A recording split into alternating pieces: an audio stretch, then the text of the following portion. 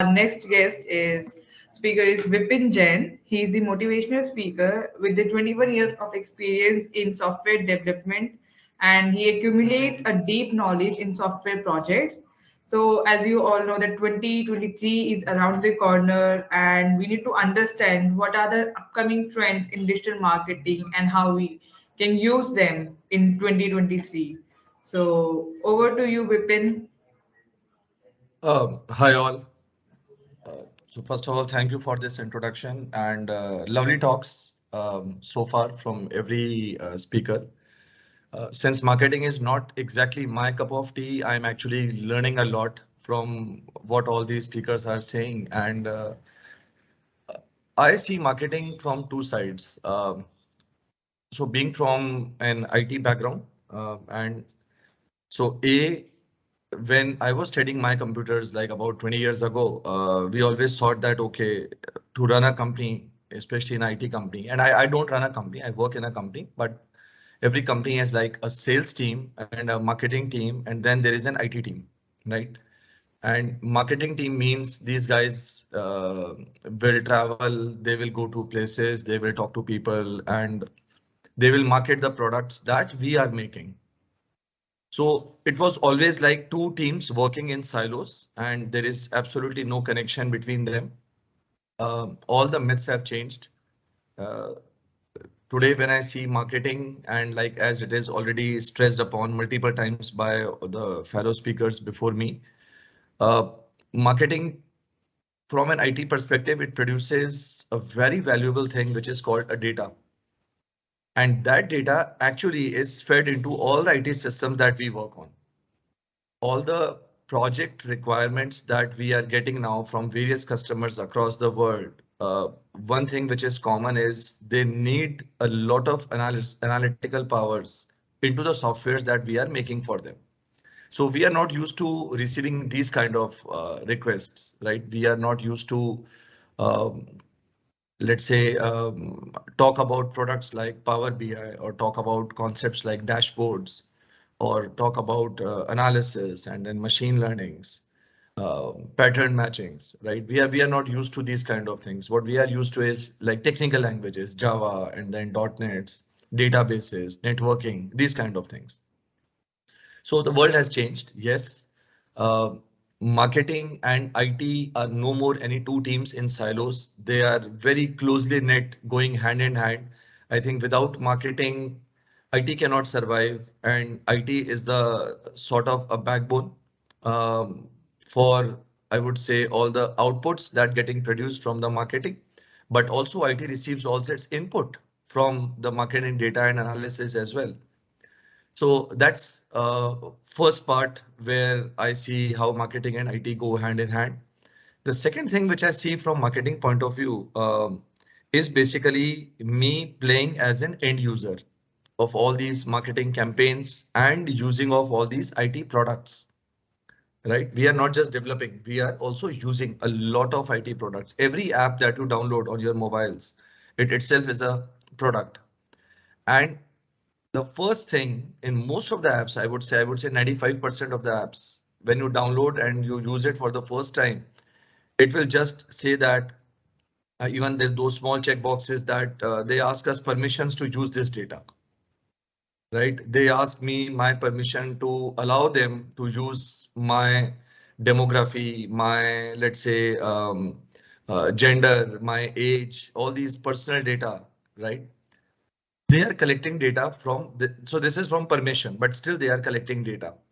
Similarly, if you use anything for tracking anything, right? The first thing that Google says that um, I want to track your data, let's say, or track your location just in the app or always or something like that.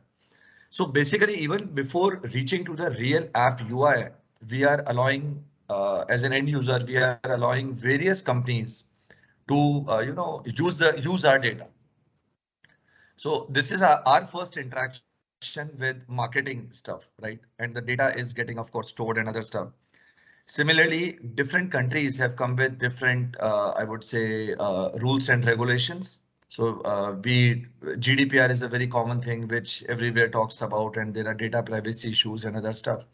So all the last 10 years, I would say, I'm not going too back. Of course, marketing is running for years, various kind of marketings as already discussed, from paper marketings to advertisements to radio, television, uh, and the modern days marketing, right? One thing which I noticed and we used in various of my talks 5 years ago is again 10 years ago is like you search for a product on Amazon, you don't buy it, and then you open Facebook, and then that product is listed right in front of you within seconds. So someone is watching your data, someone is collecting your data, someone is processing your data, and then they start identifying all the patterns that you are using on a day-to-day basis, like what time of the day, what are your demographies, what are your geography, what is your age, uh, then what type of searches you do on internet, and how many of those searches are actually converting into a real buy. And the more you do, the more advertisements you will get on Facebooks, on various, I would say, websites, on the left-hand side bars and right-hand side bars. You will see the same ad everywhere. You just search for a shoe and you will get hundreds of various shoes advertisements on internet. Not only internet, now you are getting the similar type of things on your WhatsApp. So people are watching, people are listening, people are collecting your data. That is fine. I assume that I'm not going into the rules thing on the regulatory thing. So that is fine. People are collecting data, but then this entire data is actually used to give your buying experience, to give your net experiences, a very pleasant experience. And it's not just these things, right? So so I am primarily working on IoT. And when you work on IoT is basically it's very small sensors which are scattered across the world, and not going into any technical details, but from which is relevant to our discussion, IoT produces a lots and lots of data. And that data is not just, something which you collect and put into big databases across cloud all over the world. Now the data gets analyzed. Patterns are identified inside the data. There are very strong algorithms made by lots of developers around the world who work on those patterns. And this is not just for marketing. This is for everything. This is even like, giving you a great UI UX experience. Uh, I traveled a lot and I saw a coffee machine which was iodized. Now, if you go to a non-iodized coffee machine and let's say you want a cappuccino, you have a fixed number of steps that you have to carry. So you go, you press, let's say a button, then it will say what kind of coffee, and then you say cappuccino. You put your cup under the nozzle and you press another button and the cup will fill. That's the exact amount of coffee, exact amount of sugar, exact amount of milk if it is any there. So you do this 1,000 times and you will get exact taste, same taste of coffee the 1,000 times. But the iodized coffee, what they are doing is because they have captured a lot of data about you over the months, over the years, it has given just this coffee drinking experience as a personalized experience. So you go in the front of the machine, it captures your photo. The photo is matched with billions of photos stored in their database. And then the pattern matching happens and it say, oh, this is Vipin. And it's like, okay, what time is it? Internal system stores that, okay, it's 9 a.m. It's Monday morning. And the machine will immediately speaks. Hey Vipin, this is 9 a.m. Monday morning. You are starting your week. Do you want a strong Americano with 2 shots? Because it knows that almost every Monday, 9 out of 10 times, I'm going for a Americano, dark coffee, 2 shots. But if it is Friday evening, because I'm in a very happy mood because the weekend has approached and you are going for a party with your team members, it's like, hey Vipin, it's time for a latte. Now, how does that machine knows that it's Friday and Vipin goes for a latte and on Monday he's going for double shots dark coffee? And even it is also noting whether I'm standing in front of the queue or I have to wait for a lot. So it is even recording your facial expressions. So these kind of small things actually gives the user, like the end user, a great experience. and he will say that this is the best coffee machine I have ever with, and he generally just ensures that he will stick with that coffee machine only. Now, what has been done is devices have been created, manufactured, softwares have been created, algorithms have been created, database structures have been created to accommodate, to produce, to analyze this kind of data. And then the data is analyzed and the results are again used to give a great experience to the users who have actually produced the data. So we are not just the producers, we are also the consumers. So if my data is getting, I would say, stored somewhere, getting analyzed somewhere, and until the data is coming back to me and enhancing my experience with all these devices, gadgets, marketing stunts, then of course everything is going fine. If the data is of course stolen and then getting sold, which is also a common discussion, and again I'm not diverging into that, then it's a matter of concern. But that's a small part, I would say, of the whole marketing IT handshake that has happened across the world. Uh, but everything is now made for consumers. So consumers are the king, right? And being in IT, it gives me, I would say, my sword is double-edged because I am myself collecting this data and then I am myself analyzing this data with the help of lots of marketing tools and softwares, which we never used like 10 years ago.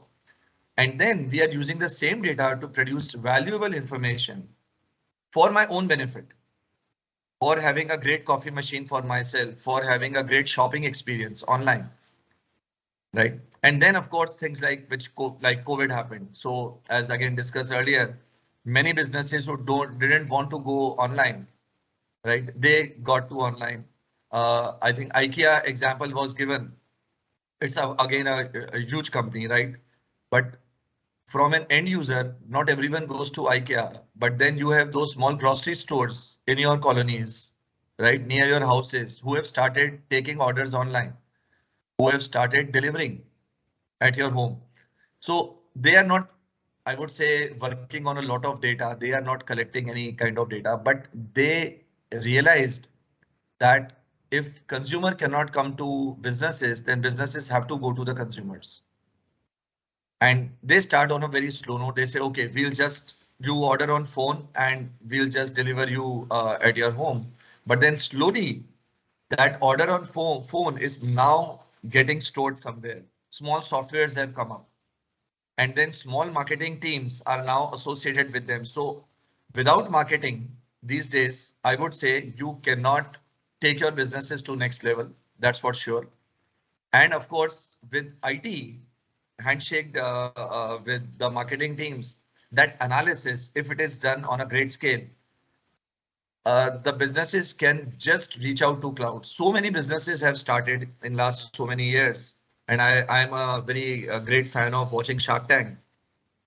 I didn't know Shark Tank earlier, and when I saw the first one somewhere in US, and when it started in India, again I was not very, I would say, positive about. Okay, theek hai, it's fine. It's a small Indian thing which happened, and you just know about sugar cosmetics because my wife uses it a lot, so that's why these brands now you know that.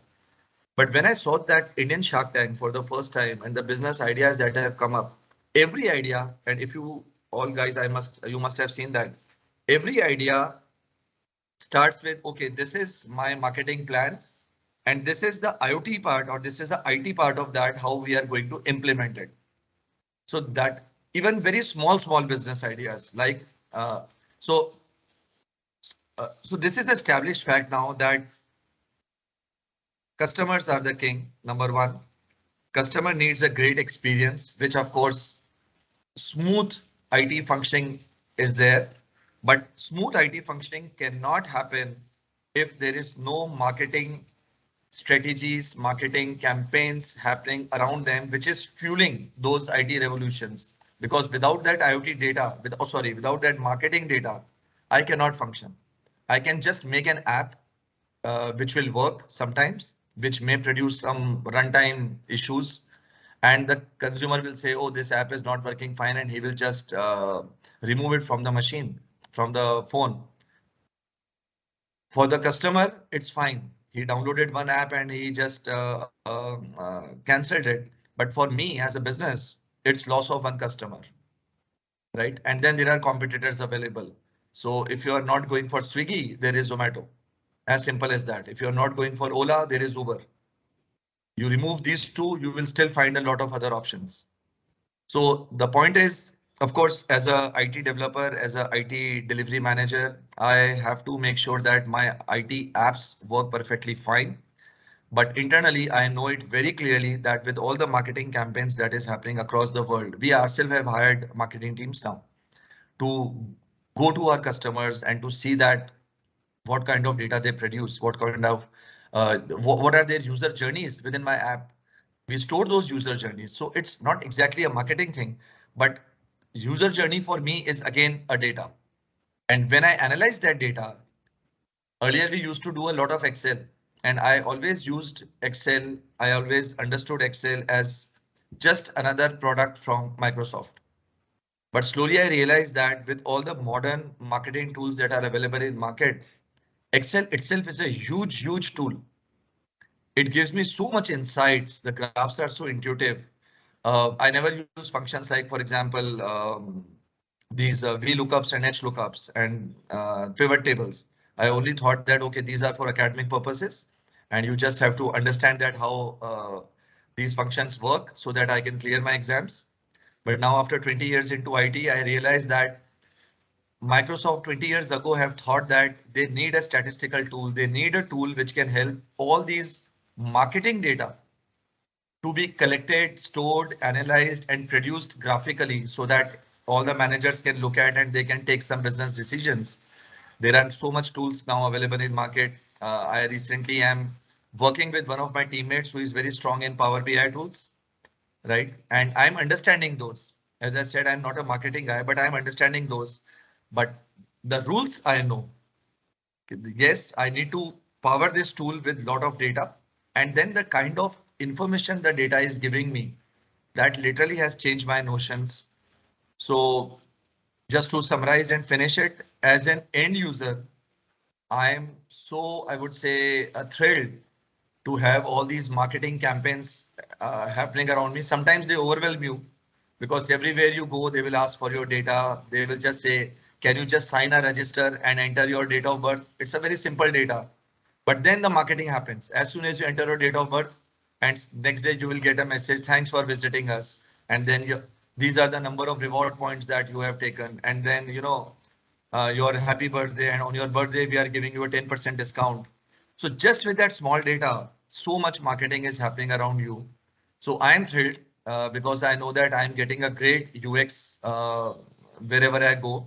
And then I'm super thrilled as a developer, as an IT guy, because I get to have now so much data with me. And when you have a lot of data, you can prepare a lot of, I would say, very efficient algorithms to convert that data into very useful information. So my view as a IT administrative guy has changed with the marketing campaigns, and my view as an end user, as a customer, as a consumer, again has changed. So thank you for having me, and thank you all the speakers so far who have given me so much insights of what is happening in the marketing world.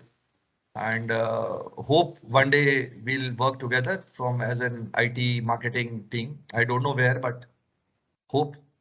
That's fine. Thank you. Thank you, Vipin. Thank you for explaining how marketing and IT nowadays are going hand in hand, and how the what will be the future when marketing and IT sit together, and how we can grow. So thanks for explaining in such a fantastic way, and easy to understand. Thank you so much for everything which you have shared with us.